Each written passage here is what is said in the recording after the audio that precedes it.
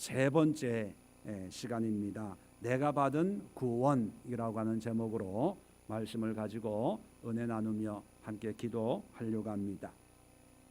자, 우리 52장 13절부터 53장을 내용을 보면 마치 예수님의 그 사역, 그 역사를 약 예수님이 오시기 전에 750년, 800년 전에 이사야를 통해서 정말 정확하게 예언하시는 그런 모습을 우리가 성경을 통해서 너무나 분명하게 알 수가 있습니다.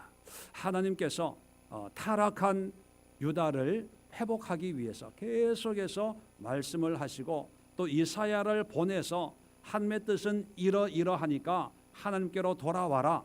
그리고 나중에 예레미야를 보내셔 가지고 바벨론으로 끌려가라. 하나님의 뜻에 굴복해라. 그렇게 말씀을 끊임없이 하십니다. 그런데 그 결과는 하나님의 뜻에 굴복하기보다는 자기의 뜻으로 문제를 해결하려다가 결국은 하나님의 뜻으로 바벨론 포로로 끌려가는 그런 고난과 연단을 겪게 되지요. 자, 이런 상황 속에서 하나님께서 이사야 40장부터 계속해서 하나님이 주시는 회복의 원리, 회복의 방법에 대해서 계속해서 말씀하고 있습니다. 자, 그러다가 52장 13절로부터 보면 바로 하나님께서 회복을 위해서 보내시는 하나님의 종의 모습을 우리에게 소개해 주고 있는데, 아마 이사야 시대에는 아마 예수님이 800년 뒤에 이 땅에 와가지고 이 말씀을 이루면서 모든 죄의 문제를 해결해 주실 것이다 라고 하고 이 말씀을 듣는 사람은 없었을 거예요. 그죠? 그때는 그냥 하나님의 말씀이 이렇구나, 하나님이 쓰시는 종은 고난받고 연단받고 희생하는 그런 종인가 보다, 아마 막연하게 그렇게 생각을 했을 것입니다.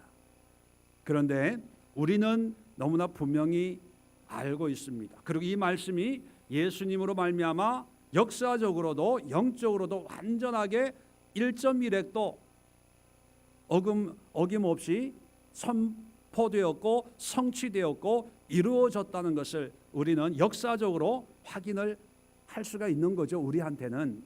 자, 그렇다면 오늘 다시 예수님의 십자가의 사건의 의미를 소개해 드리는 것보다, 자, 이러한 역사적인 성취를 이루시는 하나님의 모습을 보면서 우리가 깨달아야 될 게 뭐냐 하면, 하나님은 어떤 방법으로 역사해 나가시냐 하는 거예요. 유다의 문제를, 그리고 우리의 죄의 문제를 하나님께서 하나님의 종으로 세우신 예수님을 통해서 이루시는 그런 구원의 역사를 우리가 보면서, 하나님은 우리의 구원을 이렇게 이루시는 것을 보면 하나님은 다른 문제들도 이런 방법으로, 이런 원칙에 따라서 일하시는 하나님이구나 알 수 있지 않을까요? 김금률 집사님이 어떤 하나의 일을 하는 걸 보면 다른 문제도 김금률 집사님의 성품이나 어떤 성향을 보면 이런 문제를 이렇게 해결하는 거 보니까 다른 문제도 이렇게 해결하는구나. 자, 이런 문제가 생겼으니까 이런 문제를 가장 잘 해결할 수 있는 김 집사님에게 부탁을 하면 되겠구나 알 수 있잖아요. 또 원 집사님은 이런 일을 잘하니까 이런 일이 생겼을 때는 원 집사님한테 얘기하면 알아서 잘 하시겠구나. 일하는 걸 보면 그분의 성향과 또 스타일과 어떤 성향을 우리가 미루어 짐작할 수가 있고, 짐작할 수 있다면 나에게 있는 이런 문제를 이렇게 해결해 나가겠구나 미리 예측이 가능하다는 것입니다. 자, 오늘 본문을 보면 10절입니다. 여호와께서 그에게라는 것은 누굽니까? 하나님의 종, 우리에게는 예수님이죠. 구원자이신 예수님에게 상함을 받게 하시기를 원하사. 자, 하나님이 예수님에게 상함을 받게 하기를 원하셨대요. 자, 그러면 예수님이 이 땅에 오셔서 십자가를 지기 위해서 3년 반 동안의 공생애 동안 여러 가지 고난과 연단과 어려움을 겪었지 않습니까?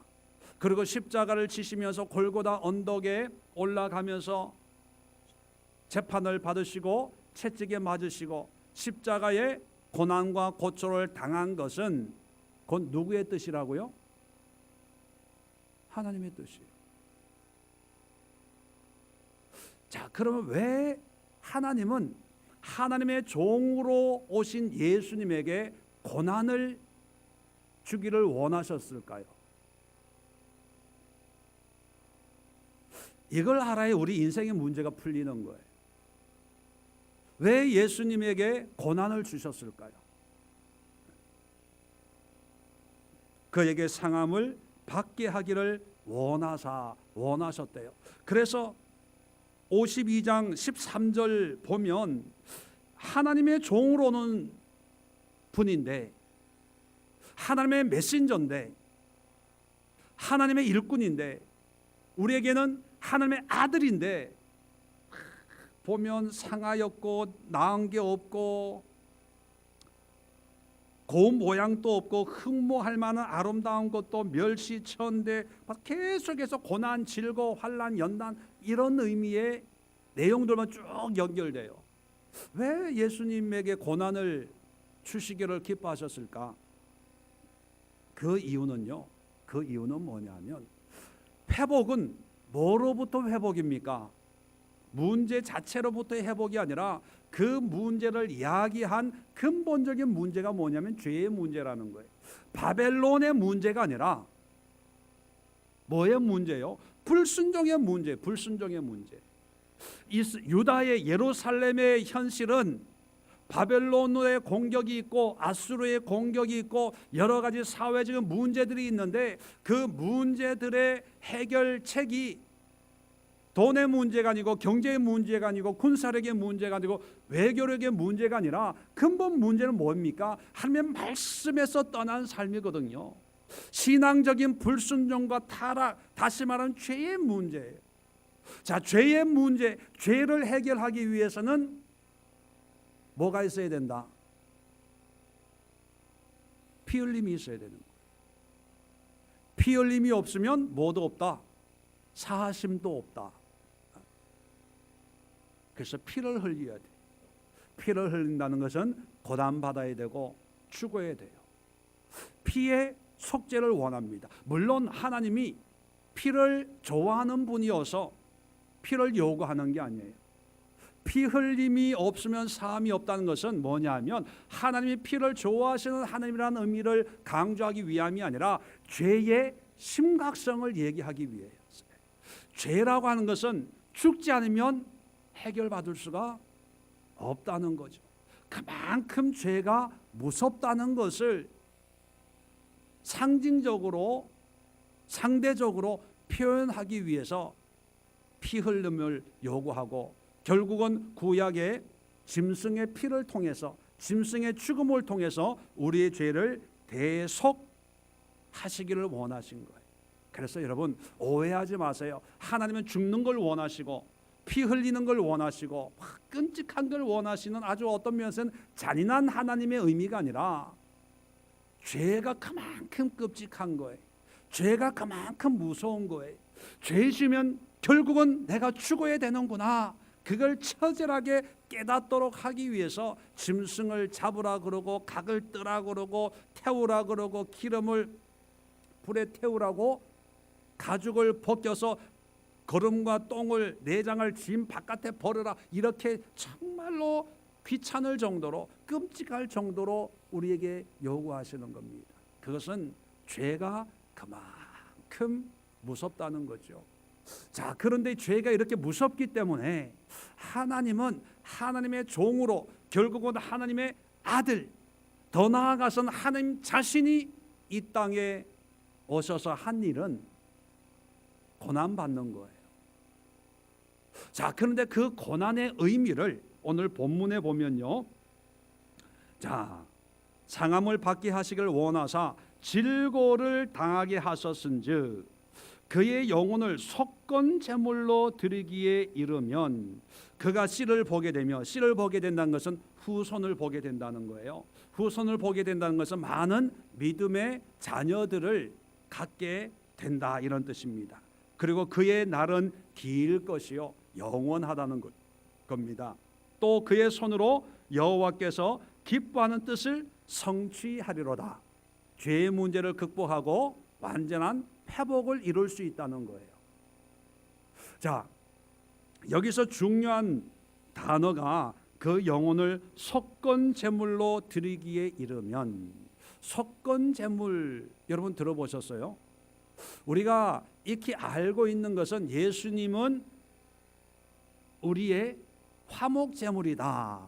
하나님과 우리를 화목하게 하는, 죄의 문제를 해결하고 하나님과 아주 친하게 만드는, 하나님과 부자지간을 만드는 그런 중보자의 역할, 제물로 십자가 지셨다. 화목 제물이라는 얘기를 많이 들어봤어요. 근데 이 속건 제물 이렇게 오늘 표현하고 있어요. 이 속건 제물의 의미는 뭐냐면 레위기 15장 14절 이하에 보면 자세히 나와 있는데 뭐 시간 관계상 읽어보진 않겠습니다. 집에 가서 한번 읽어보세요. 속건 제물은 뭐냐면 속죄 죄는 죄를 속해주는 거예요. 속죄, 죄를 없애주는 거예요.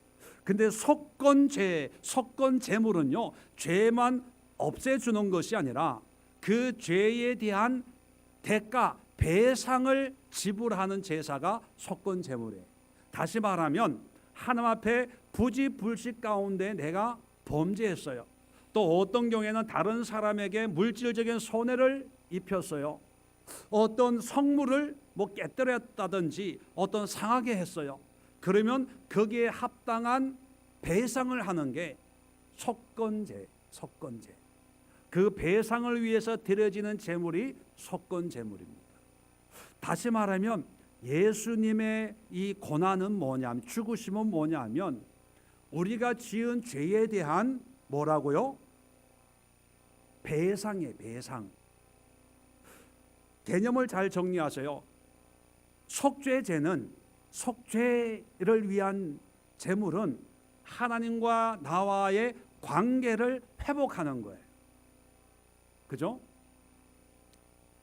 쉬운 비유를 들면 이런 거예요. 원집사님하고 저하고 관계에 제가 돈 100만 원을 빚을 졌어요. 갚아야 되는데 못 갚은 거예요, 날짜에. 그러면 관계가 껄끄러워지겠죠.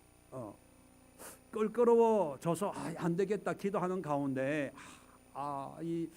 기도가 안 되고 마음이 불편해서 제가 원집사님한테 가서 이렇게 얘기하는 거예요. 원집사, 사실은 이만저만한 이런 오늘 돈 100만 원이 생길 그런 일이 있었는데, 그런데 이만저만한 이런 일 때문에 그 돈이 나한테 안 와서 내가 못 갚았습니다 라고 하면서 내 형편과 미안함을 다 자세하게 얘기를 했어요. 그러니까 원집사님이 그래요, 그런 일이 있었군요. 난 몰랐습니다. 그래요, 어려우시겠네요. 예, 괜찮습니다. 나중에 기회 되면, 때가 되면 천천히 갚아주세요. 뭐 이랬어요. 그러면 어떻게 된 관계가 이제 자연스럽게 회복이 되는 거예요. 속죄제의 의미가 뭐냐면 불편했던 하나님과의 관계가 우리가 죄를 고백하고 시인하고 인정함으로, 또 인정에 대한 그런 증거로 피를 흘림으로 그래, 네가 네 죄를 이제 깨달았구나. 그래, 이제 그러면 나와 다시 친해지자. 하나님이 그렇게 말씀하실 때 그것이 화목 제물이 되고 속죄 제사가 되는 거예요. 자, 그런데 속건제는 뭐냐면 100만 원 빚은 그대로 있잖아요. 그러면 나중에라도 이 100만 원을 거기에 대한 합당한 대가를 지불하는 거예요. 그냥 마음으로 관계만 회복되는 게 아니라 실질적으로 거기에 대한 상응하는 배상을 지불하는 거예요. 그게 속건제예요.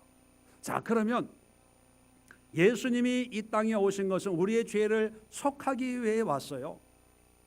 자, 예수님이 이제 내가 이 나를 믿는 사람들의 모든 죄를 용서해 줬습니다, 이렇게 해도 우리는 용서받아요. 말만 해도. 또 예수님의 그 복음으로 말미암아. 그런데 예수님은 말만 한 것이 아니라 직접 자기의 몸을 십자가에 달려 어린 양처럼, 짐승처럼 자기를 죽인 거예요. 사실 예수님을 죽이신 분은 누구입니까? 하나님이에요. 하나님이 예수님을 죽이고 그 피를, 물과 피를 흘리면서 오늘 성경에 보니까 그것을 속건 제물로 받으셨대요. 그래서 그 씨를 보고 날이 길고 하나님의 뜻을 성취하리라. 자, 여기서 우리가 받은 구원은 주여 감사합니다, 믿음으로 말미암아 구원 받았습니다 라고 하는 나의 죄를 속하는 걸로만 끝나는 것이 아니라 우리의 이 속함을 통해서 또 뭐가 되어야 됩니까?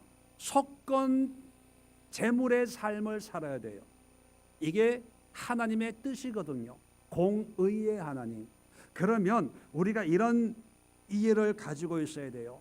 하나님은 왜 하나님의 종을 속건 제물로 희생을 시켜야만 했을까? 이유는 단 하나예요. 하나님이 세우신 원칙에 따라서. 하나님이 이런 원칙을 세우신 거예요. 누가? 하나님이. 그러니까 하나님이 세웠기 때문에 하나님은 자기의 원칙에 따라서 자기 자신도 뜻을 이루시는 거예요. 자, 그러면 하나님을 믿는 우리도 하나님의 뜻을 따라야 돼요? 안 따라야 돼요?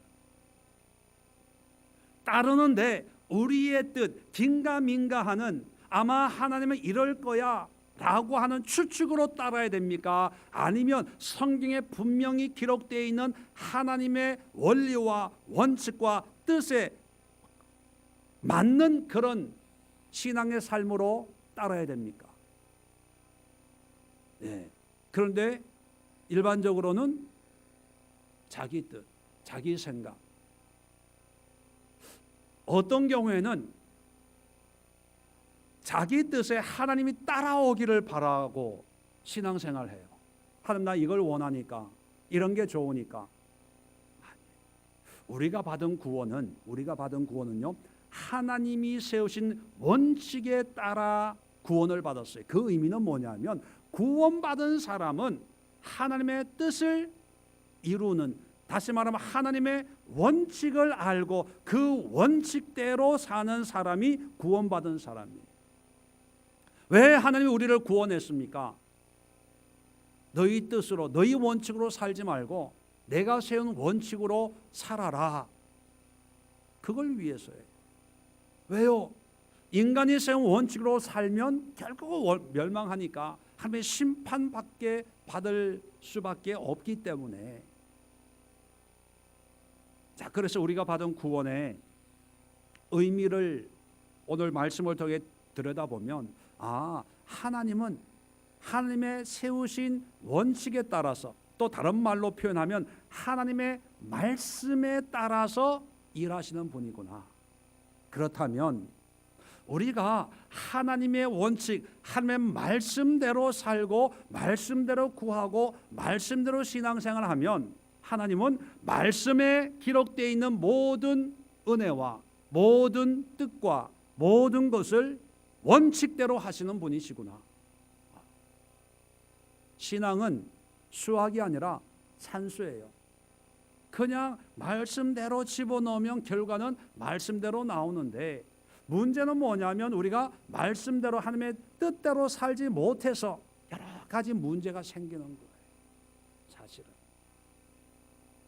물론 그래서 예수님이 속건 제물, 화목 제물로 희생을 당하셨겠지만, 이제 우리가 노력해야 될 것은 뭐냐면 하나님의 뜻을 분별하고 하나님의 뜻을 알고 연구하고, 아, 하나님은 이런 분이구나. 자, 그렇게 되면 어떤 문제가 생깁니다. 그러면 아, 하나님이 이런 문제는 이렇게 역사하시는 분이니까 아, 이렇게 하나님께서 인도해 나가시겠구나, 예측을 할 수가 있는 거예요. 그런데 30년을 신앙생활 해도 문제만 생기면 당황해요. 우왕좌왕해요. 왜요? 하나님을 모르니까. 어떤 부부가 그런 대화를 하죠. 한 30년 살면 이 아내나 이 남편 어떤 문제가 생기면 어떤 반응을 할지 알아요, 몰라요?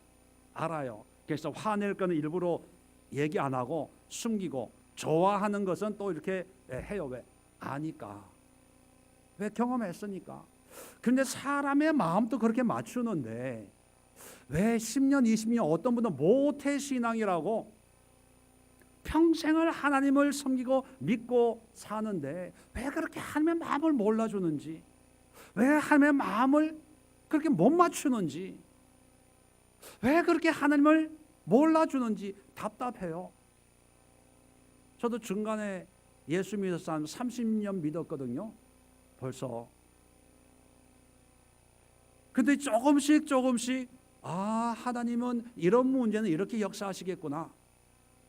완전하지는 않지만 대충 알아요. 느낄 수가 있겠더라고요. 어떤 분들 보면 아, 이럴 때 이렇게 하면 그게 하나님의 뜻인데 이렇게 느낌이 있어요. 그런데 이렇게 얘기해 주면 자기가 좋은 거는 따라 하는데요, 자기 생각하고 안 좋으면은 안 해. 어떤 경우에 삐져. 어떤 경우에는 아유, 목사님이 뭘 안다고. 물론 내 앞에 대놓고 하는 건 아니지만 참 목회하면서의 답답한 게, 정말 영적인 면에서는 뭐 세상 면에서는 여러분이 나보다 훨씬 낫죠. 그런데 신앙적인 면에서는 정말 막말로 목사와 성도가 정말 그냥 하고 싶은 얘기 다 할 수 있었으면 좋겠어. 누가 아멘 했나요? 대신에 조건 안 삐지기, 시험 안 받기. 마주 앉아가지고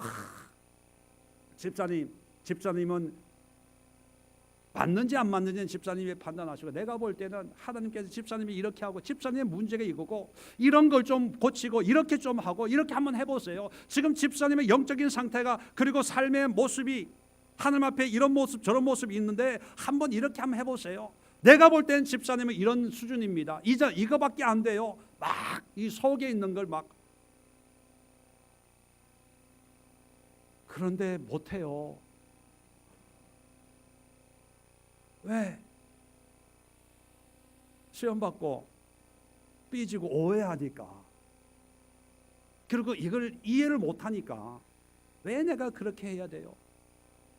그건 뭐냐면 하나님께 그만큼 하나님을 알지 못하고 하나님의 뜻을 알지 못하고 하나님의 말씀에 대해서 궁금해하지 않고 내 뜻, 내 원함, 내 형편, 내 마음, 내 상황, 이거는 너무나 잘 알고 기도해요. 하나님, 내 죽을 지경입니다. 오늘 어떤 일이 생겼는지 아세요? 그렇게 기도하는데 하나님은 야, 오늘 내가 어떤 일 생겼는지 너는 관심이 있냐? 내 마음은 어떤지 너는 한번 물어봤냐? 하나님 앞에 나를 드러내고 내 형편을 알기는 열심인데 하나님의 마음, 여러분 성경에 뭐라고 그랬어요? 하나님은 우리를 알아요, 몰라요? 뭐까지 아신다고요? 머리카락까지 아신대요. 그러니까 하나님 앞에 우리 형편 얘기할 필요 있어요, 없어요? 없어요. 그러면 우리는 하나님의 형편 알아요, 몰라요? 모르니까 기도하면서 뭘 구해야 되는 거예요, 사실은. 하나님의 마음, 하나님의 뜻, 하나님이 이런 상황에서 하나님이 세우신 원칙은 뭡니까? 하나님은 어떻게 일하실랍니까? 하나님의 뜻을 구하는 게 더 급한 거 아니에요? 그런데 하나님은 우리 머리털까지 세심바 됐다는데, 하나님 내가 돈 100만 원 필요해요. 오늘까지 이 12월 말까지 필요해요. 우리 아들 점수 요거 나왔어요.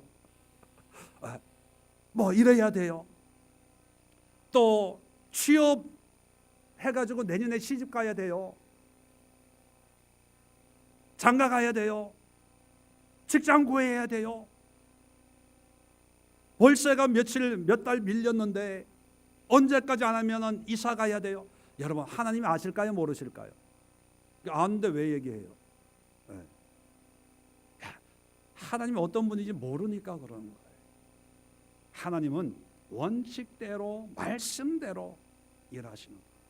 전기가 전선을 따라오듯이 하나님은 말씀을 따라 역사하는 거예요. 그러니까 예수님의 삶도 보면 이 땅에 3년 반 동안, 아니 태어나는 순간부터 성경 신약 복음서를 잘 읽어보세요. 예수님의 모든 행위가 뭐를 이루려 하심이더라? 말씀을. 나사렛에 사신 것도 말씀을 이루기 위해서. 애굽으로 잠시 피신한 것도 말씀을 이루기 위해서. 베들레헴에 태어나는 것부터 말씀을 이루기 위해서. 철저하게 말씀을 이루기 위해서. 갈릴리에서요, 나사렛에서 어디예요? 갈릴리 옆에 있는 바울로, 지금 그 마을이 생각이 안 나. 이사를 가는데도 말씀을 이루려 하심이더라. 철저하게 말씀을 이루는. 왜요? 하나님의 역사는 말씀을 통해서 역사해요. 자, 시간이 없으니까 두 번째. 자, 이 말씀을 이루는 이 하나님에게, 하나님의 뜻에 11절 보세요. 그가라는 건 누구냐면 하나님의 종 예수님이에요. 그가 자기 영혼에 수고한 것을 보고 만족하게 여길 것이라. 자, 하나님의 뜻의 원칙으로 하나님은 역사하세요. 그 원칙에 따라서 순종하며 사는 이 하나님의 종, 우리에게는 예수님은 하나님의 뜻을 따라 사는 것을 어떻게 여겼다고요? 만족하게 여길 것이라. 만족했대요. 그런데 자기 영혼에 수고한 것은 힘든 거예요? 쉬운 거예요? 너무너무 힘든 거예요. 하고 싶었어요? 안 하고 싶었어요? 안 하고 싶었어요. 피하고 싶었어요. 보기도 싫어했어요. 할 수만 있거든 지나가게 하옵소서. 그런데 그런 일까지도 만족하게 여기셨대요. 자, 이러한 하나님의 뜻을 알면 두 번째 우리가 깨달아야 될 게 뭐냐면, 예수님도 하나님의 뜻을 이루는 그 삶의 모습은 힘든 거예요. 피하고 싶지만 그걸 만족했다는 것은 인정하고 받아들이고 기뻐하고 즐거워하고 감사하며 그 일을 했다는 거예요. 더 기가 막힌 것은 12절 하반절에 보면, 그러나 그가 많은 사람의 죄를 담당하며 범죄자를 위하여 기도하였느니라. 오히려 죄인들 때문에 자기가 죽는데 그 원인 제공한 그 죄인들을 위해서 뭐를 해요? 그 죄도 내가 담당하고 그를 위해 기도했대요. 이 얘기는 쉽게 표현하면 나를 핍박하는 사람들의 그 죄를 내가 품고 그들을 위해 기도했대요. 문제 많은 그런 배우자, 아내일지 뭐 남편일지 모르겠습니다. 문제 많은 배우자의 그 죄를 내가 담당하고 내 탓이다, 내가 잘못해서 그렇다, 내가 그 죄를 내가 짊어지는 거예요. 네가 잘못해서가 아니라 내가 잘못했어. 그리고 그를 위해서 기도까지 했대요. 그리고 그렇게 사는 것을 입이 대빨 나오고 불평 불만 나오는 것이 아니라 어떻게 했다고요? 만족했대요. 만족했대요. 뭡니까? 우리가 받은 구원은요, 모든 문제가 없는 상황 편안하고 하려고 이제 예수 믿으니까 이제 고생 끝, 연단 끝, 행복 시작, 즐거움 시작의 그런 삶이 아니라, 환경이 좋아서 만족하는 것이 아니라 하나님의 뜻으로 살기 때문에 만족한 거예요. 다시 말하면 하나님 때문에 만족한 거지 환경 때문에 만족한 게 결코 아니에요. 예수님은 공생애 동안 한 번도 마음 한 번 편하게 가져보질 못했지 않습니까? 가는 데마다 조롱하고 말만 하면 말 꼬투리 잡고 바리새인 사두개인들이 고발하려고 그랬잖아요. 제자들도 뭐 믿을 사람 뭐 있었나요? 유다 같은 경우에는 호시탐탐 팔아먹으려고 노렸고, 예수님만 없으면 제자들은 자기네끼리 싸웠어요. 자기 오른팔 왼팔 그러면서. 집에 가도 뭐 편한 게 없었잖아요. 형제들도 안 믿었거든요. 고향에 가도 고향 사람들도 오히려 더 배척하고 핍박했어요. 어디 편한 거 있었어요. 그런데 무슨 뭐 만족함이 있고 기쁨이 있었겠어요.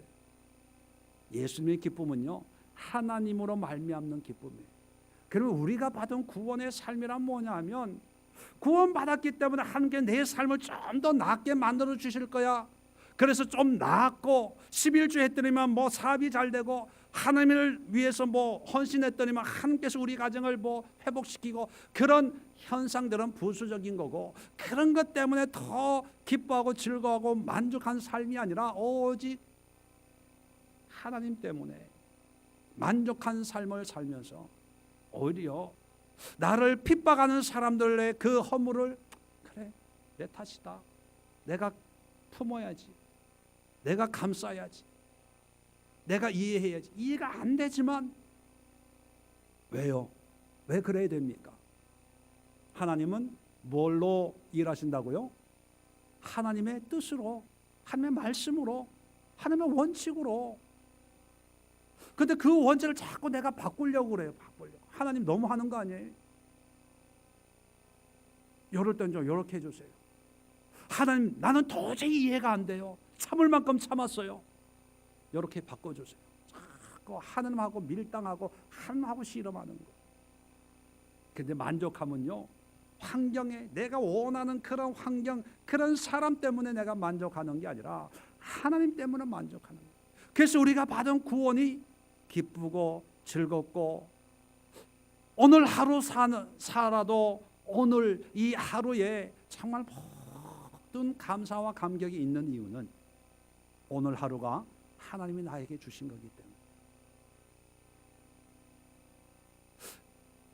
여러분의 구원의 삶은 어떠한지 한번 되돌아볼 수 있기를 바랍니다. 마지막으로, 자, 이렇게 사니까 12절에 보면 하나님께서 보상을 해줘요. 왜?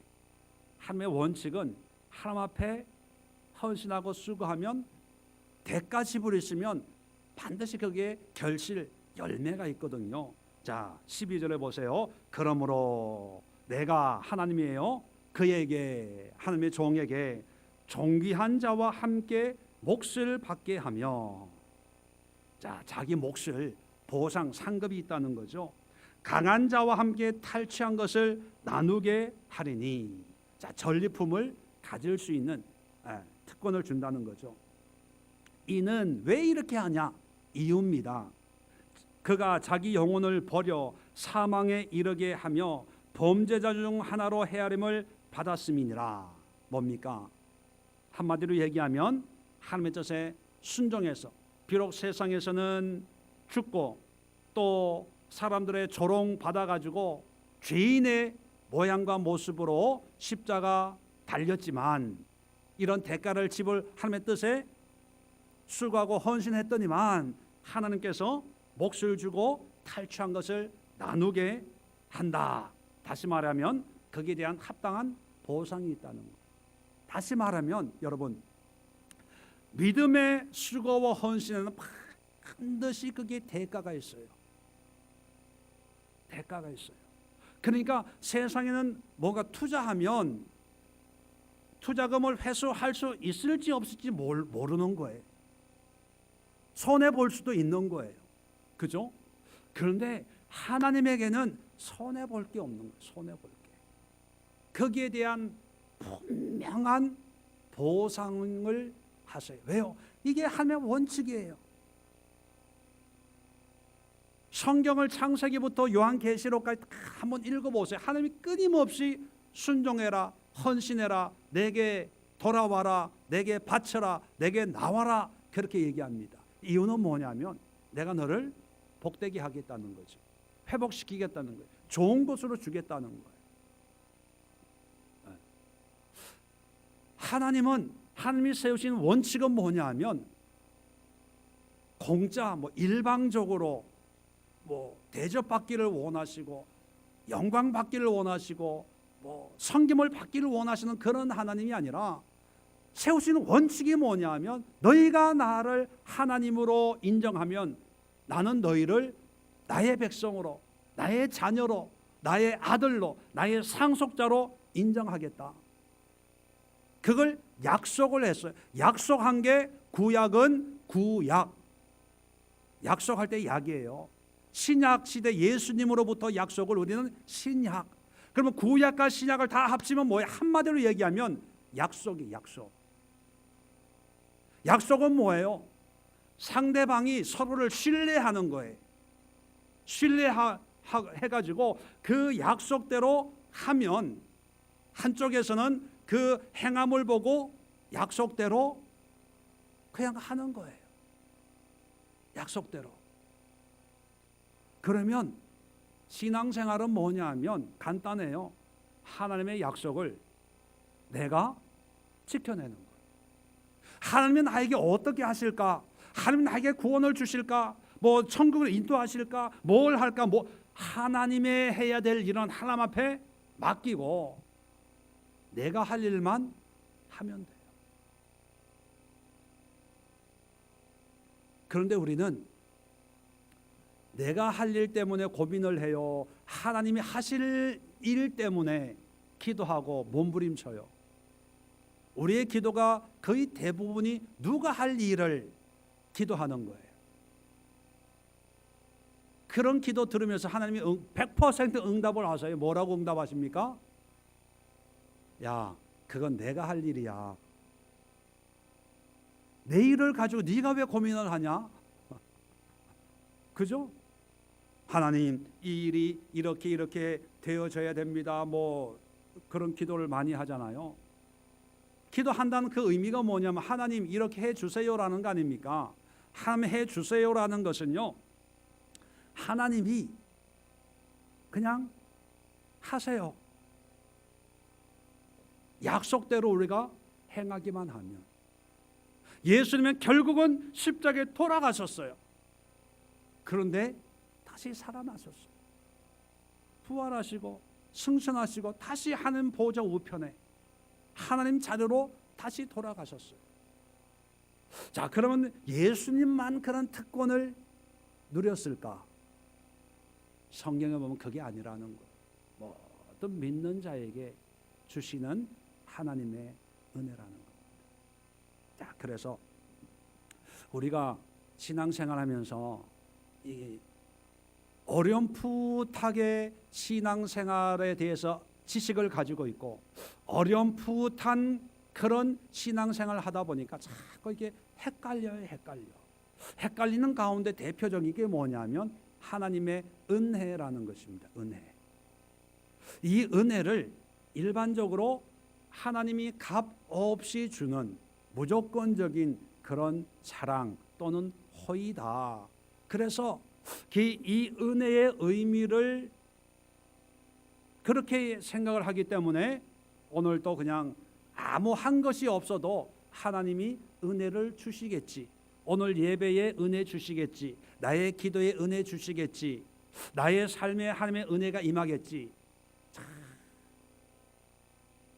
좀 비약적으로 말씀드리면 인생을 사는데 삼시세끼 밥은 안 해먹고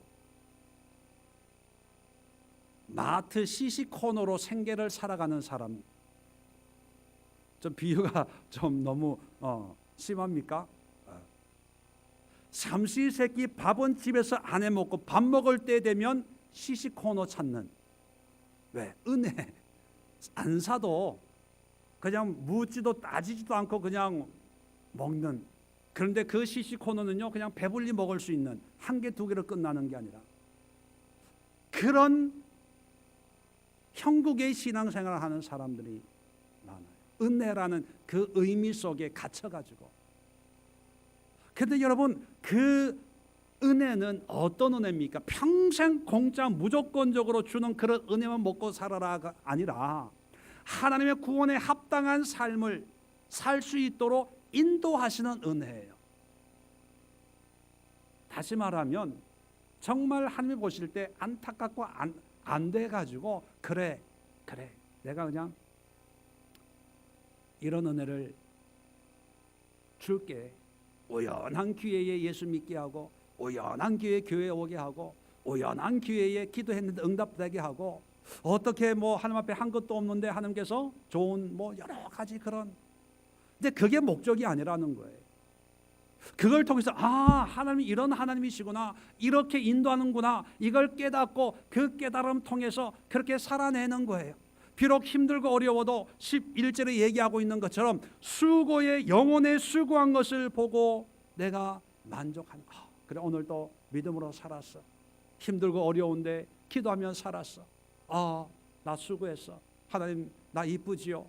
부족하지만 오늘도 봉사하고 전도하고 하나님의 뜻으로 배려하고 양보하고 섬기고 이렇게 살았습니다. 그런데 보니까 삶은 더 어려워지는 거예요. 그래도 그것 때문에 기뻐하고 만족할 때, 그 다음에 12절에 말씀하고 있는 것은 은혜예요, 은혜가 아니에요. 자, 아까 말씀드렸잖아요. 은혜라고 하는 것은 감당할 수 없는 사람에게 하나님께서 그저 공짜로 주는 게 은혜라고 얘기했어요. 그런데 12절에 이런 존귀한 자와 함께 받을 몫을 받고 강한 자와 함께 탈취할 것을 누리게 하리니 라고 할 때 이것은 은혜예요, 은혜가 아니에요. 은혜가 아니죠. 왜? 내가 순종한 것에 대한 대가는 은혜가 아니에요. 임금을 누가 은혜라고 감사합니다 하고 받는 사람이 있어요. 그건 당연하게 내 거예요. 당연하게. 하나님이 원하는 건 은혜의 삶이 아니라 당연하게 하나님이 주고 또 내가 행하고 하나님이 주고, 이게 약속의 약속, 하나님의 약속으로 사는 사람이에요. 이게 구원자의 삶이에요. 지금까지 여러분, 우리는 은혜로 살아왔나요? 약속으로 살아왔나요? 약속으로 산 사람들은요, 내 거 그렇게 달라고 할 필요가 없어요. 왜요? 알아서 주시니까. 근데 은혜로 산 사람들은 어떻게 될까요? 하나님 설득을 해야 돼. 하나님 앞에. 왜? 한 게 없고 은혜의 마음을 감동시키려니까 하나님 자초지정 여차저차 해가지고 이렇게 이런 어려움이 됐는데 하나님 은혜를 베풀어 주옵소서. 은행에 돈 빌려 간 사람은 말이 많아요. 왜? 설명을 해야 되니까, 감동시켜야 되니까. 그런데 저축한 거 찾으러 간 사람은요, 말이 필요 없어요. 전표만 내주면, 왜? 계약이니까. 계약. 대출 인생이 편해요, 저축 인생이 편해요. 이런 건 기가 막히게 알거든. 하나님 앞에서도 마찬가지. 우리의 구원은 그렇게 찌질한 그런 삶을 사는 게 아니에요. 날마다 은혜 타령만 하고 긍휼히 여겨. 물론 우리는 아무리 그래도 하나님 앞에 여전히 죄인이고 부족한 그 자체를 제가 뭐 신분이 바뀌어진다는 얘기가 아니라 하나님 앞에서의 우리의 마음가짐, 그리고 이 세상 앞에서의 우리 신앙이 그리스도인들의 이 자부심, 긍지를 얘기하는 거예요. 어쩔 수 없는 죄인이지만, 그저 의롭다고 인정받았지만 여전히 죄인인, 하나님 앞에 뭐 큰 소리 칠 수 있는 그런 사람은 없지만, 그래도 이 세상을 향해서 내가 하나님의 약속대로 살면 굳이 하나님 앞에 울고불고 안 해도 하나님이 인도하시고, 우리의 관심사는 뭐가 되냐 하면 하나님의 원리 원칙으로 역사하시는 하나님의 뜻을 깨닫고 그렇게 살아내는 거예요. 묻지도 따지지도 않고 이 길입니까 저 길입니까 아니라 이것이 하나님의 뜻인 것 같아. 그러면 그냥 가는 거예요. 뭐 제봅니까? 뭐 물어봐요? 그저 하나님의 원칙을 안다면 나에게는 이게 좁은 길이야. 하나님께서 나에게 감동을 주시는 그런 선택이야. 그걸로 끝나는 거예요. 뭐 물어보고 고민하고 기도해 봅니까? 물론 처음부터 이렇게 될 수는 없지만 그런 삶을 위해서 오늘 이 시간이 있고 기도 시간이 있는 줄로 압니다. 오늘 이 시간 기도할 때 두 가지만을 기도합시다. 하나님 뭐 이렇게 해주세요 보다는 이제 하나님의 말씀으로 살아낼 수 있는, 하나님의 마음을 알고 뜻을 알고 하나님의 말씀을 아는 영적인 지혜와 지식을 허락해 주옵소서. 하나님을 더 깊이 알기를 원합니다. 하나님을 경험하기를 원합니다. 하나님은 어떤 하나님이세요? 궁금해요. 알기를 원합니다. 알려주세요. 하나님을 알고 싶다고 기도하세요. 두 번째는 그 하나님의 뜻에 이제 살게 해주세요. 그 뜻에 만족하게 해주세요. 그 인생길에 즐겁고 행복하게 살게 해주세요. 환경 때문에 힘든 게 아니라 오직 예수님, 오직 하나님, 그러한 하나님, 그런 말씀을 주신 예수님으로 만족하고 즐겁게 살게 해주세요. 이것만 되면요 12절에 있는 보상은 저절로 오는 거예요. 저절로. 이걸 해야 돼. 이게 믿음의 사람, 구원의 사람입니다. 오늘 두 가지 기도 제목 가지고 우리 주여 한번 힘차게 외치고 합심해서 간절한 마음으로 기도하겠습니다.